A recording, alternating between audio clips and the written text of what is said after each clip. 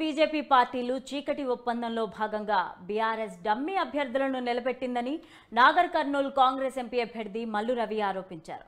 BJP అభ్యర్థులను గెలిపించడం కోసం బీఆర్ఎస్ విశ్వ ప్రయత్నాలు చేస్తుందన్నారు. ఈ విషయాన్ని ప్రజలు అర్థం చేసుకున్నారని, రాబోయే ఎన్నికల్లో 16 ఎంపీ సీట్లు కాంగ్రెస్ గెలవబోతుందని ఆయన ధీమా వ్యక్తం చేశారు.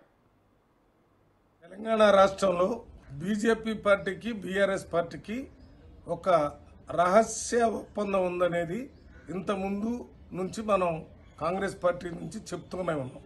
కానీ ఈరోజు అది నిజమని తెలిసిపోయింది. మొత్తం రాష్ట్రంలో బీజేపీ అభ్యర్థులు గెలవటం కోసం డమ్మీ క్యాండిడేట్స్ని సెలెక్ట్ చేసి బీఆర్ఎస్ పార్టీ నిలబడుతుందనే విషయం వారి అభ్యర్థుల్ని సెలెక్ట్ చేసిన తర్వాత అర్థమవుతుంది. దీన్ని ప్రజలందరూ గమనించి ఇటు బీఆర్ఎస్ పార్టీకి అటు బీజేపీ పార్టీకి కూడా గుణపాఠం నేర్పి రేపు వచ్చేటటువంటి ఎన్నికల్లో 17కు 16 సీట్లు కాంగ్రెస్ పార్టీ ఎంపీలను గెలిపించాలని విజ్ఞప్తి చేస్తున్నాను. తెలంగాణ రాష్ట్ర